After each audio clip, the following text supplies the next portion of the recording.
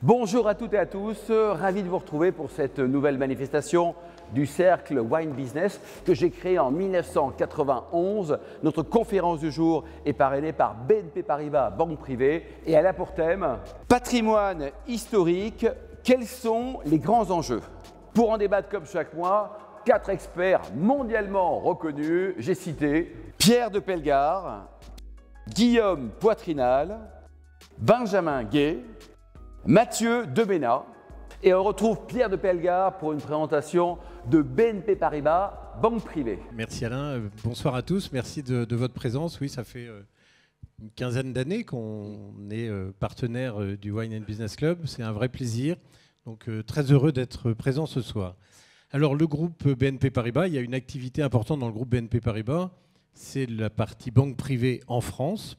Donc cette activité banque privée, elle regroupe deux segments, une activité de banque privée classique et puis une activité de gestion de fortune, d'ailleurs dont le responsable est dans la salle, c'est Louis de Lalande qui est juste ici.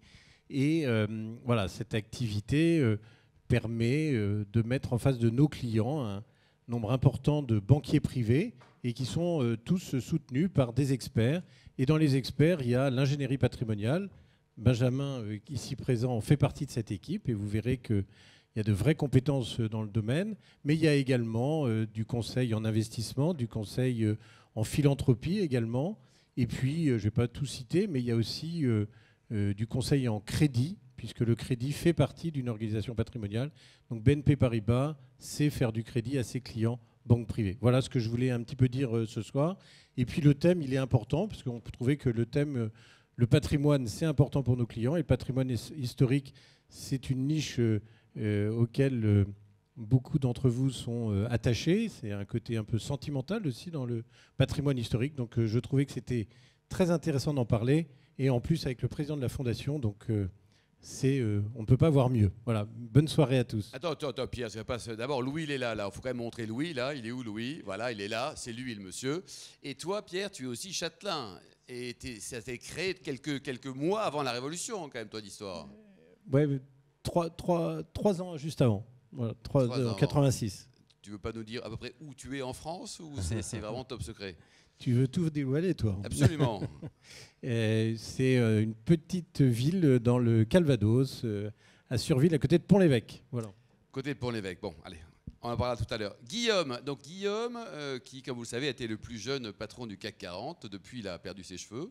Et puis, il a beaucoup évolué. Il est entrepreneur. C'est un garçon formidable.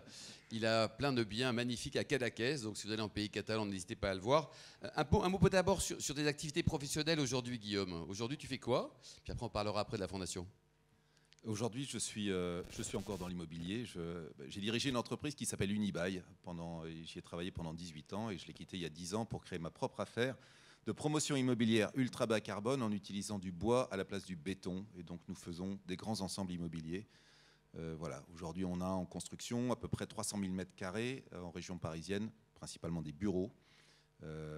Voilà. Et comme on les fait en bois, ils divisent par 2 leur empreinte carbone. En plus, on utilise la géothermie et on croit aux bureaux. Donc, beaucoup de gens disent les bureaux c'est fini, mais nous on y croit. Mais c'est pas là, ça sera pour une prochaine soirée. Absolument, mon cher Guillaume. Et alors, quand même, il y a une chose qui est importante, c'est que toi, indépendamment d'être un garçon formidable, modeste, avec beaucoup d'humilité, tu es aussi vigneron et pas n'importe où, dans une belle région aussi. Hein. Voilà, donc je fais du vin sur un petit domaine qui s'appelle Albert Moreau, créé en 1820, élément de patrimoine de la côte de Beaune. On fait des Beaunes premiers crus, on fait des Savigny, on fait 40 000 bouteilles par an. Mais surtout, on a un nouveau vigneron qui s'appelle Pierre-Jean Villa, que vous connaissez peut-être, car c'est une superstar de Côte-Rôtie et de Condrieu. Il est président de l'appellation des Condrieu et il a décidé de finir sa carrière à Beaune. Et donc, nous sommes en train de remonter ce domaine, Albert Moreau. Voilà. N'hésitez pas. Alors surtout dépêchez-vous parce que je sors des vendanges et en 2024 c'est une catastrophe. Ouais. Le vin va être excellent, mais il y en aura très peu. Bon, donc on arrive sur la Fondation du patrimoine. Donc c'est quoi? Ça a été créé quand? Par qui? Quelle est la vocation, mon cher Guillaume? La Fondation du patrimoine, elle a été créée par des gens comme vous et moi, des gens normaux qui n'ont pas fait l'ENA. Des chefs d'entreprise. En fait, c'est une rencontre entre Édouard de Royer, à l'époque patron de l'Air Liquide, et Jacques Chirac. C'est en 1996. Et Édouard de Royer va voir Jacques Chirac en lui disant « Président, C'est formidable ce qu'on fait pour les grands châteaux, les Chambord, les Fontainebleau, pour le Grand Palais, pour la Bibliothèque nationale, etc. Mais il y a un autre patrimoine en France, qui est le patrimoine des villages, qui est le patrimoine des petites églises, qui est le patrimoine des ponts, qui est le patrimoine des lavoirs, qui est le patrimoine des jolies demeures. Et là, il n'y a plus personne pour s'en occuper. Il est en état catastrophique. Je vous propose de créer la Fondation du patrimoine avec un certain nombre d'amis du CAC 40. C'est pour ça que c'est généralement présidé par un ancien patron du CAC 40 à la retraite. Bon, moi, ils se sont trompés pour le côté à la retraite. Et on va essayer de tout faire pour sauver ce petit patrimoine. Et ça vous coûtera beaucoup moins cher, parce que si vous mettez un fonctionnaire de la direction régionale de l'action culturelle derrière chacune des petites chapelles, petits ponts, petits lavoirs qui sont aujourd'hui menacés de disparition dans le pays, ça va vous coûter extrêmement cher. Donc aujourd'hui, qu'est-ce qu'on fait à la Fondation du patrimoine? On sauve à peu près 400 églises par an. Donc les églises, vous savez, elles sont menacées de disparition en France. D'abord, parce qu'elles sont assez largement désertées, mais deux, parce qu'il y a eu la loi de 1905 qui a transféré la propriété des églises aux municipalités, et qu'évidemment, monsieur le maire, là j'ai monsieur le maire adjoint à ma droite, alors lui il est dans un endroit très particulier, un pays très catholique, où on va encore à l'église et on s'en occupe, mais enfin dans beaucoup d'endroits, on va moins à l'église, et donc monsieur le maire dit, je suis désolé, j'ai pas 700 000 € à mettre pour sauver l'église, c'est-à-dire pour refaire la toiture. Et donc là commencent les vrais problèmes. Donc on vient au secours de ces petites églises. On a d'ailleurs une collecte ouverte dans nos livres pour faire ça. On en sauve beaucoup. On vient au secours du petit patrimoine. Comment est-ce qu'on fait ça? Alors là, l'étape d'après, nous avons 1000 bénévoles répartis dans tout le territoire. Ces 1000 bénévoles animent des collectes. Les collectes, vous les retrouvez sur un seul site, fondationdupatrimoine.org. Et là, vous allez retrouver 2352 collectes qui sont aujourd'hui ouvertes, qui correspondent à 2352 objets de patrimoine menacés de disparition. Des églises, je vous en ai parlé, des ponts, des morceaux de murailles, des petits musées de coiffe populaires, des maisons d'auteurs, la maison de Pierre Loti, la maison de La Fontaine, qu'est-ce qu'on a d'autre? Des locomotives, on a aussi des vieux avions, on a des bateaux. Voilà, je reviens là, j'étais avec Stéphane Bern sur le Fort Cigogne au Glénan, où on a refait le Fort Cigogne, et donc l'école des Glénans, l'école de voile, va pouvoir y remettre 150 stagiaires parce qu'on a tout refait. Donc on s'occupe de ce petit patrimoine, on le fait en bonne intelligence avec les architectes des bâtiments de France, en bonne intelligence avec les DRAC, on est les ennemis de personne. L'idée derrière, elle est assez simple, c'est qu'en fait, on ne peut pas tout attendre de l'État, c'est ce que je dis à longueur de journée. Très souvent d'ailleurs, les députés me demandent qu'est-ce que vous pourriez demander à l'État de plus. Je dis, écoutez, rien du tout, vu l'état des finances publiques, on ne va pas commencer à les retirer encore de trucs. Nous, simplement, laissez-nous faire, laissez-nous fédérer les énergies locales, des petites associations patrimoniales qu'on vient aider, des propriétaires privés qu'on vient aider, des municipalités qu'on vient aider. Aidez-nous, faites notre pub sur nos collectes. Et puis derrière, on va arriver à sauver ce patrimoine. Le patrimoine français, je le dis très souvent, il n'a pas été fait par monsieur le préfet. Donc chaque fois qu'il y a un truc qui s'effondre en France, on dit mais que fait le préfet, que fait le maire, que fait le truc, etc. Non, le patrimoine en France, que ce soit nos églises, et même les petits théâtres, etc., en général, ils ont été faits par les locaux. Donc les églises, elles ont été faites par des souscriptions, elles ont été faites par des locaux. Et donc moi, je compte sur l'énergie locale. Des dons individuels, on prend les dons à partir de 50 centimes. Des mécénats d'entreprise, j'ai des clubs de mécènes quasiment dans tous les départements. Alors, c'est pas aussi animé que le Wine Business Club, mais ils font des soirées. Une autre forme de mécénat. Mais ils font des soirées sympas, ils se mettent ensemble et ils choisissent en général une dizaine de projets auxquels ils vont consacrer ensemble leurs moyens. Des grands mécénats nationaux, je remercie ici la famille Dassault pour sa générosité. On travaille beaucoup aussi avec Total Energy, on travaille avec AG2R La Mondiale sur des grands mécénats, des grands programmes de mécénats nationaux. Le loto du patrimoine, une invention assez géniale qu'on a déroulée avec Stéphane et qui nous apporte aujourd'hui quasiment un quart de nos ressources à l'échelle de la Fondation. Les successions en déshérence, ça c'est une générosité de Chirac-Raffarin qui nous a dit que les successions en déshérence, c'est-à-dire quand on n'a vraiment plus du tout d'héritiers. De ce point de vue-là, nous sommes très contre l'assurance vie à la Fondation du patrimoine, puisqu'ils sont obligés de nommer un héritier. Moi, je trouve que l'assurance vie, c'est dramatique. Ne mettez rien du tout. Ou si vous mettez un héritier, mettez Fondation du patrimoine sur votre assurance. Oui, alors GP, on trouvera bien qui c'est GP. Quoi. Voilà, donc on récupère des sous des fondations du patrimoine. C'est tout ça qui fait nos 100 millions. Nos 100 millions, c'était 30 millions il y a 7 ans, maintenant c'est 100 millions. On était 500 bénévoles, maintenant on est 1000 bénévoles. Et ça fonctionne aujourd'hui plutôt pas mal. Et Guillaume, certains disent qu'il y a eu trop d'argent pour Notre-Dame, t'en penses quoi? Il y a eu beaucoup d'argent pour Notre-Dame. Donc nous, pour Notre-Dame, on a levé 230 millions d'euros sur les 830 millions d'euros. Ça représente, en fait, si on enlève les 3 familles d'entrepreneurs milliardaires qui ont, franchement, il faut les remercier, qui ont donné beaucoup d'argent, qui ont donné 500 millions, la Fondation du patrimoine a levé les 2/3 des dons pour Notre-Dame en volume et en nombre. Donc la grande collecte populaire, c'est nous qui l'avons levé, tout simplement parce qu'on avait l'outil, celui dont je vous ai parlé, ce site internet qui est formidable et qui permet très rapidement de collecter beaucoup d'argent. Or, la rapidité dans ce genre de situation, là je me rends à Saint-Omer d'ailleurs dans 15 jours avec les Dassault pour aller remettre un chèque au maire de Saint-Omer sur l'église qui a brûlé à Saint-Omer. La rapidité, elle est absolument clé. Ce qui est vrai, c'est qu'en fait, on a collecté sans budget. D'habitude, quand nous, on commence à prendre en main une opération, on va d'abord s'intéresser au budget. Parce que à la Fondation du patrimoine, chaque euro compte. Et là, on a collecté sans budget. Donc, il y a 830 millions qui sont arrivés. La cathédrale, elle a beau être formidable, elle fait 3800 mètres carrés. Donc, on a plus de 200 000 euros par mètre carré de capacité de travaux. C'est beaucoup. C'est énorme. Et donc, dans le dernier budget, il y a en effet 150 millions aujourd'hui non attribués, non alloués, que l'établissement public voudrait pouvoir garder pour pouvoir faire des travaux sur très longue période. Donc, on va voir. Moi, j'ai milité pour récupérer cet argent, et le mettre pouvoir ailleurs, l'utiliser pour ces fameuses 2600 églises qui sont menacées de disparition à travers toute la France. Je n'ai pas eu de gain de cause. Mais on m'a autorisé à faire une collecte exceptionnelle pour les églises avec 75% de déduction sur l'impôt, sur le revenu cette fois-ci.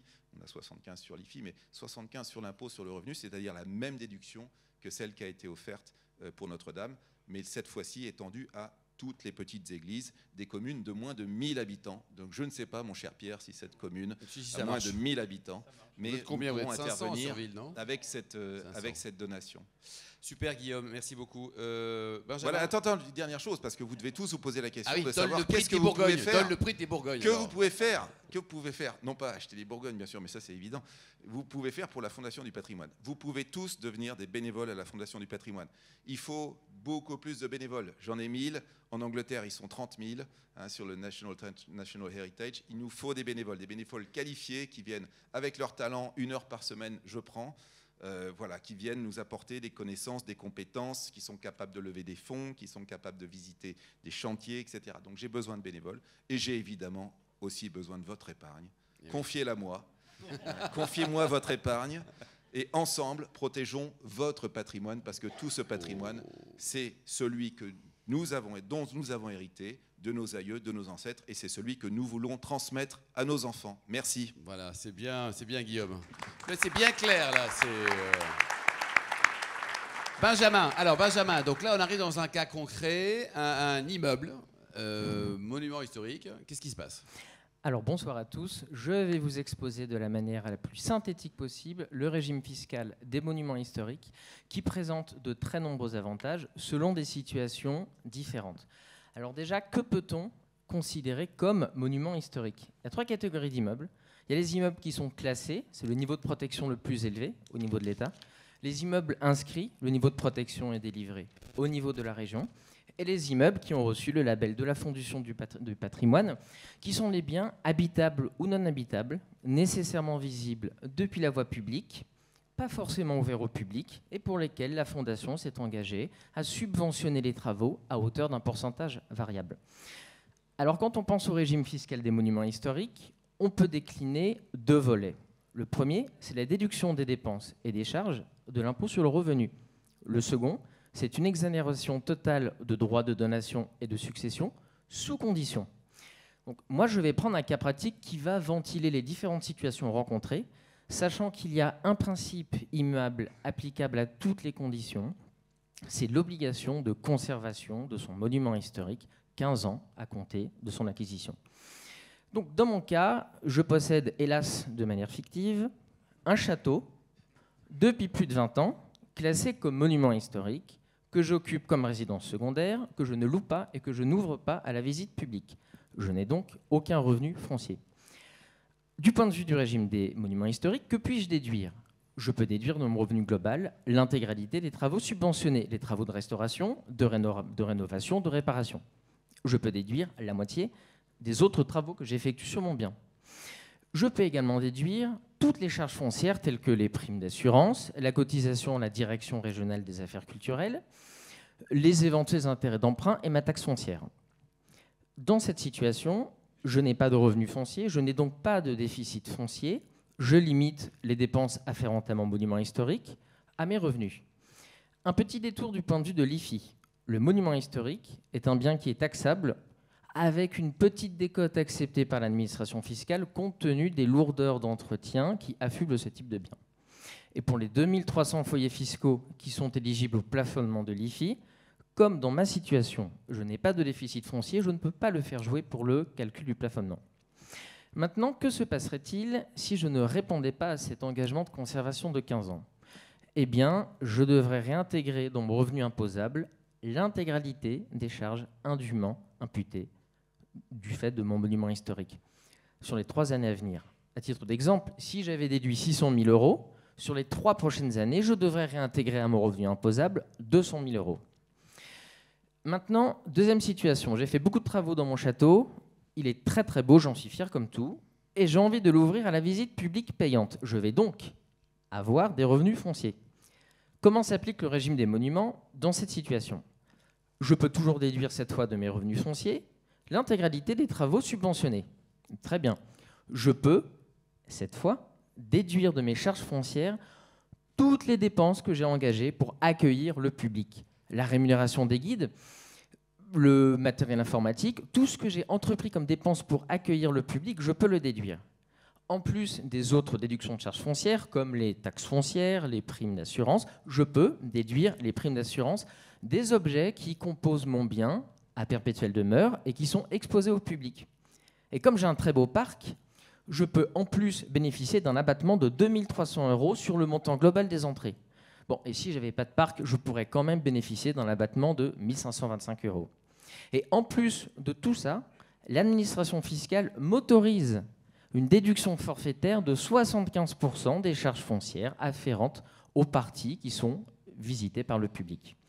Maintenant, que puis-je déduire de mon revenu global ? Eh bien, je peux déduire 25% des charges foncières afférentes aux parties qui ne sont pas visitées par le public, c'est-à-dire les parties que j'occupe à titre privatif. Je peux également déduire, si j'en ai un, le déficit foncier de mon revenu global. Et ce, si ça ne suffit pas, pendant les 6 années à venir inclusivement. Du côté de l'IFI toujours, le monument reste taxable. Et du côté du plafonnement, cette fois-ci, si j'ai un déficit foncier, c'est un déficit catégoriel qui peut rentrer en ligne de compte dans le calcul du plafonnement. Maintenant, c'était l'aspect déduction d'impôt sur le revenu. Maintenant, l'aspect exonération de droits de donation et de droits de succession. Alors, cette exonération totale de droits n'est valable que pour les immeubles classés et les immeubles inscrits. Peut-être un jour pour la Fondation du patrimoine, j'espère. Mes héritiers, légataires ou donataires doivent pour cela répondre à 2 conditions. La première, la signature d'une convention à durée indéterminée avec le préfet de région qui liste précisément les modalités d'entretien du monument historique, les biens qui le composent, et également, et c'est la seconde condition, les modalités d'accès au public. Parce que pour bénéficier de cette exonération, le bien doit nécessairement être ouvert à la visite publique. Que se passe-t-il en cas de défaillance ? La sanction, c'est une taxation du bien sur sa valeur vénale avec des intérêts de retard de 0,20% à compter de la dénonciation. Il y a une toute petite exception qui est tolérée, c'est si le château est détenu en indivision par mes héritiers, ils peuvent se vendre entre eux les parts sans qu'il y ait remise en cause du principe. Maintenant, autre situation. J'ai une société civile de famille avec mes enfants, j'ai envie d'y apporter mon monument historique. Est-ce que je peux le faire ? Eh bien, depuis 2009, le principe est la détention directe du monument historique. Toutefois, la société civile de famille est l'une des exceptions autorisées. Le législateur a en effet voulu créer un principe de parallélisme des formes entre la détention directe et la détention indirecte. Il est donc nécessaire que la société civile s'engage à conserver le bien 15 ans, que les associés de cette société s'engagent à conserver les parts 15 ans également. Petite dérogation, ils peuvent se vendre les parts entre eux dès lors que cela reste dans la famille.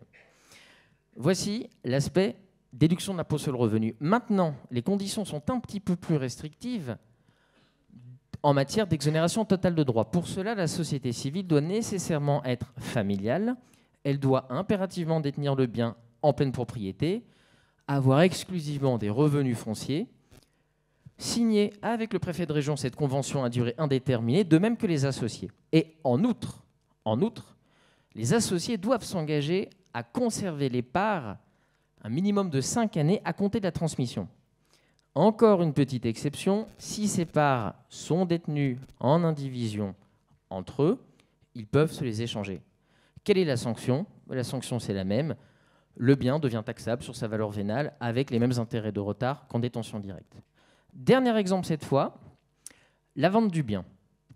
La vente est libre, simplement l'acquéreur doit évidemment être prévenu du statut du monument historique.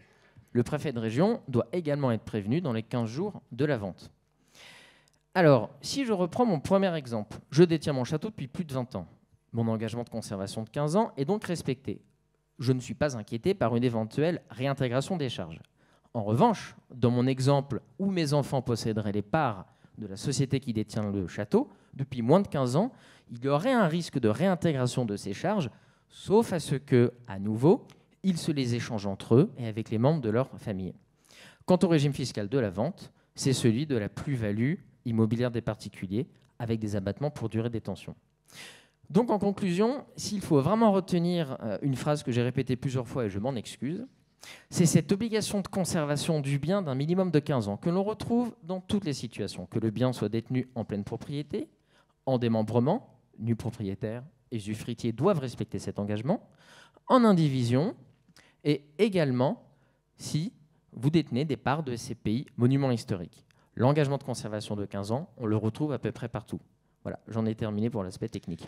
Super, c'est clair Benjamin, merci beaucoup. Alors Mathieu, un mot sur ton métier, Financière de Courcelles, l'entreprise que tu as rachetée il y a 5 ans. Et ensuite, elle a gagné beaucoup d'argent pour te permettre d'investir dans le domaine familial qui date du XIIIe siècle en Mayenne.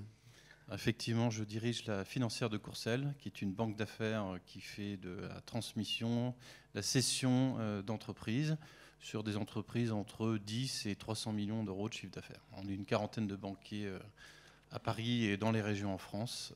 Voilà. Et on a des secteurs d'activité dans l'éducation, dans le courtage d'assurance, dans les métiers industriels. Voilà. Voilà, alors, le deuxième sujet qui nous rassemble aujourd'hui, qui est un sujet de transmission aussi, et je vais vous parler d'une expérience personnelle puisque c'est le château de Marigny. Alors, c'est un château qui est en Mayenne. Alors, pour ceux qui ne connaissent pas bien la Mayenne, c'est un département de 300 000... C'est en France déjà. C'est en France, voilà. Déjà, la Mayenne, quoi, il y a 300 000 à peu près habitants en Mayenne. Il y a surtout 600 monuments historiques et manoirs, ce qui en fait le département avec le plus de châteaux. Alors c'est une raison historique parce qu'il est au carrefour, c'est un peu stratégique entre la Bretagne et la Normandie et l'Anjou. Donc il y a eu beaucoup de châteaux qui ont été construits à l'époque médiévale. Voilà. Et donc le château de Marigny, lui, date du XIIIe siècle. Et en fait, j'appartiens moi à la 8e génération de ce château. Et donc j'ai 3 enfants et j'espère que ça continuera aussi après.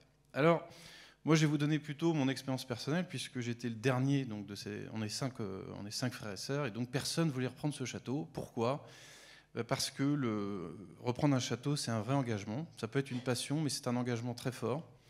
Et en fait, il y a un premier sujet qui se pose, c'est le modèle économique du château. Et très souvent, c'est complexe parce que si le prix d'achat ou le prix de succession est élevé entre ses frères et sœurs ou la famille, et qu'il y a beaucoup de rénovations à faire, et c'est le cas, le modèle est extrêmement complexe dès le départ. Et donc souvent, des familles n'y arrivent pas. Le modèle aussi des châteaux, il a beaucoup changé, puisque autrefois, il y avait beaucoup de terres qui permettaient en fait, aux châtelains d'avoir des fermes qui permettaient d'avoir des revenus et donc d'entretenir les châteaux. Après les différentes successions, les terres se sont divisées et réduites. Vous êtes passé de combien de 100 hectares à combien? À l'époque, au XIIIe siècle, il y avait 1500 hectares autour de ce château. Et aujourd'hui? Aujourd'hui, il y en a à peu près 60, dont une partie que j'ai en indivision encore avec mes frères et sœurs. Ah, c'est la crise. Hein. Et donc, et de plus, en plus de cela, beaucoup de propriétaires de châteaux ont vendu des terres pour faire aussi l'entretien. Voilà. Alors à cela s'est ajouté d'autres sujets. Le coût des réparations a beaucoup augmenté, et surtout depuis le Covid. Donc le prix de rénovation est devenu extrêmement complexe. Il est là ton château, Mathieu. Voilà, c'est celui-là que vous voyez. Celui-là, parce que tu en as plusieurs? Non, c'est le même, c'est le même. Non, mais cela dit, tu penses en avoir plusieurs d'ailleurs. On en parlera après, ça. Ouais. Alors, il y a d'autres sujets aussi pour ces propriétés. C'est évidemment le coût de l'énergie, qui a beaucoup augmenté aussi. Un des plus gros sujets aussi, c'est le coût du personnel, et je vais y revenir. Enfin, beaucoup de normes aujourd'hui sont arrivées, des normes de sécurité, des normes pour les handicapés, qui fait qu'en fait, ces lieux ne sont pas forcément adaptés pour recevoir du public. Donc, c'est un autre sujet. À cela, j'ai découvert personnellement que les PLU qui ont été mis en place dans les régions, la plupart de ces châteaux en fait sont dans des zones agricoles. Et donc on ne peut pas construire ce qu'on veut dans des zones agricoles, et ça limite en fait un certain nombre d'activités aussi. Donc c'est un vrai parcours du combattant pour ceux qui veulent en faire une activité économique. Et enfin, vous avez tout le temps des soucis techniques. Je peux vous en donner quelques-uns encore qui me sont arrivés l'année dernière. Par exemple, lesquels? Par exemple, vous voyez, il y a des étangs, il y a plusieurs étangs qui sont autour de la propriété, et j'ai été appelé par le département parce qu'en fait, il y avait des rats qui avaient construit en fait des galeries sous la route départementale. Et donc la route départementale s'est effondrée, et donc je suis responsable parce que je n'entretiens pas assez mes étangs. Voilà. Donc il a dû avoir une petite bataille juridique avec le département pour savoir qui était responsable. Voilà. Donc tout ça, c'est vrai que ça s'additionne, et pour quelqu'un qui reprend une propriété, c'est pas facile. Alors, j'ai quelques petites recommandations et de ma propre expérience. Je pense que quand on reprend une propriété comme celle-là, et j'ai vu mon père le faire, ça peut devenir un sacerdoce. C'est-à-dire qu'en fait, on peut s'y épuiser, c'est une prison dorée, on ne peut faire que ça, entretenir ses propriétés. Et donc, il faut absolument, pour moi, trouver un modèle économique autour de ces propriétés. C'est ce que disait Guillaume tout à l'heure, l'État peut faire, mais une personne ne peut pas. On peut s'épuiser et à la fin se dégoûter. Moi, mon père, mes parents sont restés là à peu près 20 ans, et c'est vrai que c'était compliqué de venir tellement il y avait de tensions, parce que tout le temps il y a des problèmes dans ces propriétés. Donc il faut absolument pour moi créer un modèle économique, et il faut avoir du personnel, ce qu'il y avait avant. Hein. Dans ces propriétés, souvent il y avait du personnel qui l'entretenait, et donc il faut retrouver un modèle qui permet de baisser la tension sur cet entretien permanent. Et donc, moi qui suis chef d'entreprise, je gère aujourd'hui ce château comme une entreprise en fait. Et je travaille en fait sur tous les postes de coût de ce château. Donc ça va évidemment du personnel, mais il n'y a pas que ça, il y a l'assurance. Je me suis aperçu qu'en fait, à conditions égales, on pouvait renégocier ce contrat d'assurance avec d'autres, et on pouvait diviser par 2 le coût de l'assurance d'un château comme celui-là. Mais il n'y a pas que ça. Combien ça coûte par an l'assurance? Sur un château comme ça coûte à peu près 6 000 euros. 6 000 euros par an? Oui. Bon, ça va. Oui, mais attention, parce que ça s'additionne. Hein. Il n'y a pas que celui-là. Oui. Voilà. Et là, par exemple, je vais vous donner un autre exemple de coût sur lequel on peut travailler, c'est les jardins. Moi, j'ai tout robotisé, par exemple. Et on peut robotiser aujourd'hui. Il y a des tondeuses intelligentes qui, en fait, permettent de... Donc, moi, je tonds 6 000 mètres carrés avec des robots aujourd'hui. Et là, au bout d'un an, en fait, j'ai rentabilisé mon investissement. Et la tonte, c'est comme un green de golf. Donc là, c'est en plus la qualité. Ça... Donc j'essaie de trouver des optimisations partout. J'ai aussi été aidé par la Fondation du patrimoine, que je remercie, donc pour les toitures. Donc effectivement, la règle, c'est que toutes les toitures qui étaient visibles de la route, j'ai eu une subvention.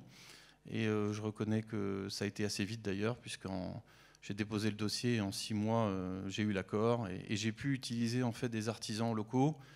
Et c'est vrai qu'il y a moins de contraintes qu'avec monuments historiques, puisque en fait, les monuments historiques vous imposent des artisans qui sont labellisés monuments historiques, ce qui n'est pas le cas de la Fondation du patrimoine. Il y a un certain nombre de règles à respecter, mais c'est quand même moins attendu. Donc moi, il n'est pas classé monument historique ce château parce que en fait, je voulais garder de la liberté pour faire un certain nombre de choses, de rénovation à l'intérieur, extérieur, sans que j'ai des contraintes. Voilà. Ensuite, effectivement, il y a aussi, grâce à Total a mis en place avec les certificats C2E, j'ai fait l'isolation et la mise en place de pompes à chaleur sur l'ensemble du château, ce qui a complètement transformé ce château, et j'ai pas payé un seul euro pour la mise en place de ça. Donc, il y a plein de choses en fait à aller chercher. Tout l'éclairage extérieur a été refait aussi avec des LED. Et je n'ai pas payé un euro non plus pour ces LED qui m'ont été complète subvention. Alors maintenant, en fait, derrière, quand on a fait ces restaurations, ce que je suis en train de terminer, il faut créer des événements ou en tout cas un modèle économique. Et donc moi, il y a des mariages qui ont déjà eu lieu et qui vont continuer. Il y a des cousinats, des séminaires. Il y a une grosse demande, puisqu'en Mayenne, par exemple, pour se marier, il faut attendre 2 ans. Parce qu'il n'y a pas de lieu de réception. Attaque le marché des divorces, c'est beaucoup, non? Je n'ai pas pensé encore à celui-là. Mais il y a toujours cette contrainte des normes de sécurité qui sont importantes et aussi pour les handicapés. Et donc il faut tout prévoir et c'est des investissements importants. Voilà. Ce que je peux vous rajouter aussi, et ça je pense que c'est essentiel, c'est que ces châteaux, c'est vrai que c'est notre patrimoine. La plupart sont situés dans des petites villes et des villages. 55% du patrimoine en France est situé dans des villages de moins de 2000 habitants. Donc il est là aussi le patrimoine. Et en fait, il faut arriver à constituer un écosystème local. Et il y a des propriétaires, des voisins qui organisent des kermesses. Et c'est très important en fait d'être très proche des... Voilà. C'est parce que sinon c'est un tas de pierres en fait. Et on n'est là que de passage. Mais il faut donner une âme à ces propriétés. Et pour donner une âme, il faut organiser, il faut l'ouvrir. Et organiser des événements, c'est une chose. Et aussi faire partie, il y a beaucoup d'associations aujourd'hui qui se sont créées. Châteaux de famille, par exemple, les joyaux de la Mayenne, qui regroupent une vingtaine de châteaux aussi. Donc voilà, il ne faut pas rester seul. Et d'ailleurs, on le voit parce qu'il y a beaucoup d'étrangers qui ont acheté en France. Des Américains, beaucoup de Belges ont acheté aussi, et des Hollandais. Et quand on regarde la durée de détention en France des étrangers... On pose la question. Quelle est, selon vous, la durée moyenne de détention d'un château en France? Mais c'est étonnant le chiffre. Hein. Donc la réponse est 7 ans. Pourquoi? 7 ans. Parce qu'en fait, les passionnés qui achètent un château, qui n'ont pas d'histoire familiale, très vite se posent la question de la succession. Et souvent, les enfants ne veulent pas reprendre un fardeau. Et donc, voilà, l'histoire s'arrête là. Alors tant mieux, parce que le patrimoine a beaucoup été restauré par des gens qui ont investi dans ces propriétés.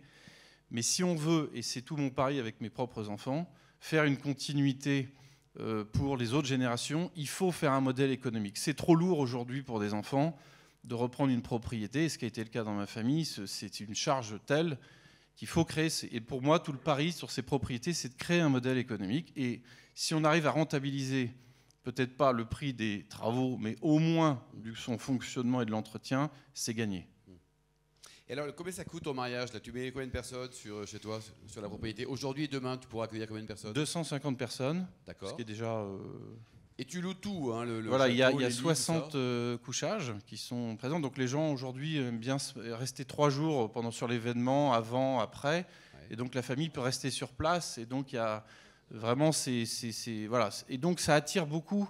Là, on est à 1h10 de Paris en TGV, 300 km. Oui, il y a une piscine, oui. Bon. Et combien ça coûte tout ça, 3 jours? 3 jours, c'est 12 000 €. C'est le prix d'une tente, franchement. Enfin, une grande tente. Une location de tente. Une location de tente aujourd'hui, c'est à peu près ce prix-là. Oui, donc c'est pas cher, quoi. Et donc là, aujourd'hui, donc ça va être le modèle économique. Tu vas gagner un petit peu de sous avec les locations événementielles, quoi. En tout cas, je sais que je vais pouvoir payer 3 personnes à temps plein pour s'occuper de la propriété. Et puis faire travailler aussi des restaurateurs de la région. Parce que c'est ça aussi, ces propriétés. C'est de l'emploi. Aujourd'hui, le patrimoine fait vivre, je ne sais pas si vous le savez, mais c'est 500 000 personnes en France. C'est autant que l'industrie automobile. Et on en parle un peu moins, en fait. Mais c'est un vrai créateur d'emplois, en plus, toutes ces propriétés. Guillaume, tu tiens compte des paramètres très intéressants que vient d'indiquer Mathieu avant d'attribuer une subvention ou pas? Parce que le côté écosystème autour d'un château, c'est intéressant. La meilleure garantie de préservation du patrimoine, et nous on s'interroge à chaque fois qu'on propose une subvention, une collecte, etc., la meilleure garantie, c'est l'usage. Ouais. C'est-à-dire, honnêtement, rénover des églises les unes après les autres qui ne seront jamais utilisées, ça n'a aucun sens. Donc la meilleure garantie, c'est l'usage. Donc avec les propriétaires privés, on a très souvent un projet économique et à chaque fois on le valide, etc. On ne vient pas financer les équipements économiques, on vient financer le patrimoine. hein. On va financer les toitures, on va financer les ouvrants, on va pas faire les cuisines, c'est pas notre métier de faire des cuisines. Donc ils vont faire ensuite leur équipement, mais on est sûr que quand il y a un projet économique, l'argent qu'on va mettre, enfin le projet, il va survivre, on va s'en occuper. Ça, c'est absolument essentiel pour la survie des... Et c'est la même chose d'ailleurs. Je reviens sur mes petites églises. Donc on a fait un truc qui s'appelle le prix Sésame pour retrouver des usages compatibles avec le culte dans les églises.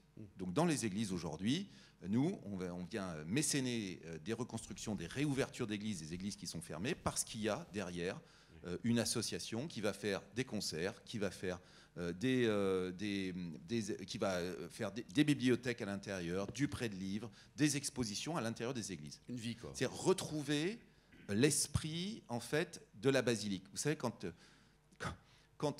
l'empereur romain, que vous connaissez tous, dont j'ai oublié le nom, a décidé de devenir catholique, il a dit, c'est assez simple pour les églises. J'ai tous les temples anciens romains, vous allez dans les temples. Et les premiers chrétiens ont dit, on ne veut pas aller dans les temples, on veut aller dans la basilique. La basilique, c'était quoi? C'était un espèce de grand hall qui servait à la fois de mairie, de foire, de bourse du travail, etc. C'était ça. Et l'église d'origine, c'est une église qui ne servait pas qu'au culte. C'est une église qui servait à rassembler les gens. C'est ça l'esprit de la basilique. Et je pense que si on veut sauver les églises en France, il faut retrouver cet esprit de la basilique. Il faut réouvrir les églises sur les villages. C'est ça ce qu'on essaye de faire avec l'excellent Bertrand de Fédot, mon vice-président inoxydable, ancien secrétaire de Monseigneur Lustiger. Mathieu, il est beau ton château, mais il ne manque pas des trucs là? Des vignes par exemple? En Mayenne, c'est plutôt du cidre. Bon, et tu veux pas mettre des pommiers partout? Non. J'ai juste une chose que je voulais rajouter, Alain, c'est vrai je rebondis sur ce qu'a dit Guillaume. Quand on monte un projet comme celui-là avec la recherche d'un schéma économique, moi j'ai été voir des banques, pour le coup, et je leur ai présenté le projet, donc avec un compte de résultat, avec des cash flows, avec tout ça, et les banques m'ont financé mes travaux sur 15 ans. Ah, ça c'est bien ça. Ouais. Et donc on peut financer aussi des travaux avec un modèle économique, donc on peut, et moi c'est le pari en fait aussi, peut-être sur d'autres projets que je regarde, c'est qu'en fait des châteaux, à partir du moment où il y a un PNL à côté qui est rentable, la valeur du château c'est plus la même. Oula. C'est-à-dire que... Un troisième, un quatrième, un cinquième, tout ça, non? On verra, mais en tout cas, ça peut aider pour certaines propriétés, en tout cas des transmissions, ça j'en suis sûr, et peut-être à sauver certains aussi.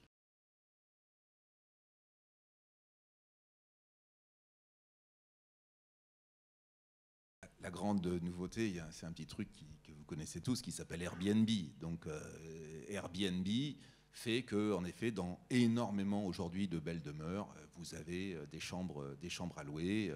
Et donc il y a un développement de ce tourisme. Nous, on a un partenariat d'ailleurs avec Airbnb, donc ils nous envoient des sous. Je fais attention à ce que ça aille pas que ça retourne pas indirectement à leur business. Donc on sauve autre chose avec les sous d'Airbnb. Mais Airbnb ramène au bénéfice des propriétaires de châteaux. J'étais l'autre jour, je parlais à la conférence de la demeure historique, ramène des revenus qui sont très bienvenus, qui permettent souvent de salarier quelqu'un, qui permettent d'entretenir. Ce sont des revenus qui parfois sont soumis à la TVA, donc ça permet de déduire de la TVA sur les équipements, sur les travaux. Donc oui, il y a ce changement aujourd'hui. Et puis nous, derrière, moi je n'ai rien contre aussi la transformation de ce patrimoine en hôtellerie, en restauration, en commerce. Je pense qu'il y a... Pendant très longtemps, on s'était dit, finalement, le privé n'a pas le droit de séjour dans le patrimoine. Le patrimoine, c'est quelque chose de national, c'est l'intérêt général, s'il vous plaît. Et puis, petit à petit, on s'aperçoit qu'en fait, même la réunion des musées nationaux, ils aiment bien vous vendre un petit peu de bricole à la sortie du musée, etc. Et donc, en fait, les sous commencent à arriver un petit peu partout dans le patrimoine. Et je trouve que c'est pas plus mal. Voilà. Donc vous pouvez faire de l'événementiel au château de Chambord, vous pouvez faire de l'événementiel à Versailles, vous pouvez vous marier à Versailles si vous avez énormément de moyens, faire des mariages somptueux. Ou alors vendre des voitures. Mathieu, est-ce que toi tu es réfractaire ou pas à Airbnb? Alors, tu analyses ça comment? Oui, c'est vrai que ces plateformes digitales, alors moi je n'utilise pas Airbnb, mais enfin bref, un concurrent, ça nous donne accès quand même. C'est-à-dire que là, la propriété, elle est vue sur les réseaux sociaux, sur plein de choses et sur des plateformes de réservation qui sont à l'étranger et qui n'ont pas de limite en fait. C'est ça aussi l'intérêt. Et effectivement, ils prennent une marge, mais on a accès en fait à une vitrine qui fait qu'on a une centrale de réservation, et tout est géré. Et c'est vrai que c'est un véritable marketing qui est fait par voilà, et donc ces propriétés, il y a voilà, tout un enjeu marketing qui est fait par toutes ces agences-là, et c'est vrai que c'est un vrai plus sur les chambres d'hôtes. Alors, il y a juste c'est toujours un peu le même sujet, par contre, c'est qu'on est assez vite limité par ces réglementations. Puisque pour faire chambre d'hôte, par exemple, on ne peut pas dépasser plus de 15 personnes sous le même toit. Et toi, tu as 60 couchages. Donc oui, mais parce qu'il y a plusieurs bâtiments, ça marche. Mais ce que je veux dire, c'est qu'on est vite limité, parce qu'après, on devient dans le statut hôtellerie. Ouais. Et donc, il y a encore, pour moi, un petit travail à faire, peut-être de lobbying, j'en sais rien, mais pour ces châteaux puissent accueillir plus que 15 personnes, parce que ça limite quand même. Ouais. Et Benjamin, qu'est-ce qu'on en pense alors au niveau taxation Airbnb là, on est toujours à 400% là, alors, le gouvernement a besoin d'argent là. Hein. Eh bien alors justement, Alain, les gens qui ont des châteaux, ils ont du pognon quand même, non? Ça tombe bien qu'on en parle parce que le régime de déduction de l'impôt sur le revenu en matière de monuments historiques, je parle bien de déduction sur l'impôt sur le revenu, ne concerne que les charges foncières en fait. C'est une activité civile, pas une activité commerciale. L'activité commerciale, c'est autre chose. Vous ne pourrez pas la déduire en fait de vos charges foncières. C'est vraiment les charges foncières, donc les simples droits de visite, les travaux, mais on ne peut pas mélanger l'activité commerciale qu'on peut très bien avoir par ailleurs, mais qui ne rentrerait absolument pas dans le régime des monuments historiques.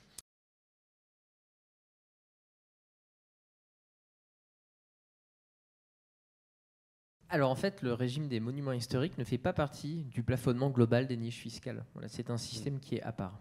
Ça peut répondre déjà à votre question. Donc, il ne fait pas partie du plafonnement. Donc, c'est un régime qui est complètement différent et autonome. Donc, toutes les déductions que vous pouvez entreprendre ne seront pas plafonnées. On fait la démonstration régulièrement, puisqu'en fait, le label de la Fondation permet d'avoir des déductions quasiment à hauteur de celles des monuments historiques, donc jusqu'à 40%. Ça dépend un tout petit peu des montants de subventions que nous accordons en plus. Donc, nous faisons la démonstration que Bercy est gagnant. C'est-à-dire qu'en fait, comme ce sont des travaux, que nous sommes au bout de la ligne, donc en général, quand même, vous allez payer les travaux de TTC, donc il y a des perceptions de TVA. Ensuite, il y a des impôts, évidemment, de production sur les entreprises qui vont venir travailler. Nous estimons qu'à la fin, s'il n'y avait pas ces déductions fiscales, il n'y aurait pas ces travaux, que s'il n'y a pas ces travaux, il n'y aurait donc pas ces rentrées fiscales, et qu'en plus, le patrimoine dépérirait. Donc, c'est ce qu'on est. Et très franchement, ça fait partie des choses qui sont admises aujourd'hui. Donc on n'est pas dans le spectre aujourd'hui des réformes possibles sur la fiscalité. Et tu soutiens, Guillaume, également des projets en centre-ville, dans des grandes villes? Parce que là, c'est très bien de parler la campagne, la ruralité, mais demain, à Paris, à Lyon, à Marseille, à Toulouse, ouais, il y a des choses aussi. On est partout. On était sur les statues de la place de la Concorde. On est appelé un tout petit peu partout aujourd'hui. Et on va l'être de plus en plus, là c'est ce que j'expliquais l'autre jour dans Le Monde, je pense qu'on va l'être de plus en plus parce qu'il y aura de moins en moins de toute façon de moyens d'intervention de l'État dans les années qui viennent. Et donc si on veut sauver ce patrimoine, eh bien, il va falloir penser à d'autres solutions. Les fondations font partie de ces solutions-là.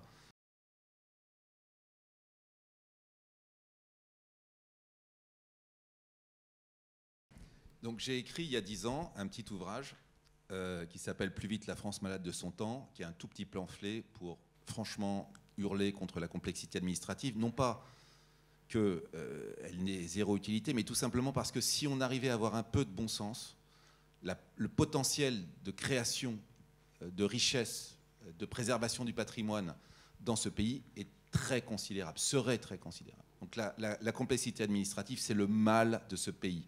Et franchement, s'il y a quelque chose de formidable en ce moment, c'est que n'ayant plus de majorité à l'Assemblée nationale, peut-être nous n'allons plus avoir de loi du tout. Ça serait pas formidable, non? Bien, ça. Moi, je leur dis, plus de loi. Vive la Belgique. Voilà. Moi, je suis ravi. Plus de loi, plus de complexité administrative. Voilà. Nous vous remercions d'arrêter de... Donc, vous avez totalement raison. J'ai engagé, alors sur le thème des ABF, mais je pourrais aussi vous parler de la bureaucratisation de l'écologie en matière immobilière, avec les enquêtes faune et flore dans des endroits où il n'y a pas besoin d'en faire. Donc ça va, quoi. Donc il y a des endroits où il faut en faire, il y a de la nature à protéger, il y a de la biodiversité à sauver, la planète souffre, mais il y a des endroits où aller faire perdre 1 an d'enquête faune et flore sur des zones industrielles au milieu de nulle part, au milieu de Nanterre, etc., je trouve que c'est ridicule. Donc je porte ce message de simplification, et très honnêtement, très souvent, les ABF, par exemple, puisque là j'ai entamé un dialogue entre la Fondation du patrimoine et le président du syndicat des ABF pour essayer de simplifier, d'aller plus vite, d'être plus clair, d'avoir des décisions qui correspondent à une jurisprudence au lieu d'être à chaque fois au cas par cas. Donc on essaye de trouver des solutions. Et les gens, vous ne me croirez pas, mais les fonctionnaires qui sont chargés de faire respecter cette complexité administrative, ils en souffrent autant que les victimes de la complexité administrative. Parce que, évidemment, ce n'est pas très agréable d'arriver, de se faire insulter sur le guichet, de se faire insulter dans le truc, etc. Et donc, eux aussi, ces fonctionnaires, il faut bien comprendre, ils ont envie de réussir, ils ont envie de contribuer, ils ont envie d'aider l'intelligence générale. Ce sont les principes. Demain, ça va être les vrais acteurs de la simplification, ce sera la fonction publique. Mathieu, tu as quelques exemples peut-être de lourdeur. D'abord, qu'est-ce que tu as fait de tous les rats qui ont bouffé ta route, là, d'ailleurs? Ils ont été piégés, mais c'est pas si simple non plus. Tu as piégé combien? Parce que route. Je ne sais plus, mais en tout cas, ne serait-ce que pour piéger, il faut demander des autorisations aujourd'hui, donc il faut faire attention. Non, je reviens là pour ces questions effectivement de faune et flore. J'ai découvert ça récemment, parce que là, cas concret, j'ai un parking pour les mariages à organiser, donc j'ai des pâtures en fait, et donc je ne peux pas en fait, je peux pas avoir des autorisations de faire des événements tant que j'ai pas fait cette étude de faune et flore. Et là, ce sont les grandes institutions qui font, je ne donnerai pas de nom, mais qui font ça. Mais on est complètement à côté de la réalité. C'est payant, non? Ah oui, bien sûr. Ah, Alors, non seulement c'est payant, mais en plus ça prend du temps et ça bloque tous les dossiers. Et pour juste savoir si en fait une voiture va laisser un tout petit peu d'huile ou pas en partant. Bon, donc on est vraiment dans des... Là, on va très loin, effectivement. Et là, c'est pareil, je parlais des PLU tout à l'heure quand même. Les PLU, donc, c'est quand on a découpé, les parcelles sont découpées, quand on est dans une zone agricole ou une zone humide, il faut faire une modification de PLU pour faire une activité commerciale. Et les PLU sont modifiés tous les 5 ans. Ça veut dire que pendant 5 ans, il faut attendre qu'une commission accepte de mettre la propriété dans une zone où on a le droit d'exercer une activité commerciale. Si moi, je n'arrive pas à sortir de cette zone agricole, je ne peux pas faire d'événement. Zéro. Et donc, pour aller faire une modification de PLU, c'est extrêmement compliqué. Il faut faire une stécale et tout ça. J'ai découvert ça. Enquête publique. Voilà, enquête publique. Ça peut être contesté, ça peut prendre du temps. Et si on rate ça, c'est dans 5 ans. On attend 5 ans. Donc, si on veut faire des investissements pour des chapiteaux de mariage et tout ça, là, on peut attendre parce que sinon, on n'a pas le droit d'exercer. Et là, les assurances ne suivent pas. Et tout ça. Donc, on arrive dans des complexités où on peut perdre le moral assez vite, en fait.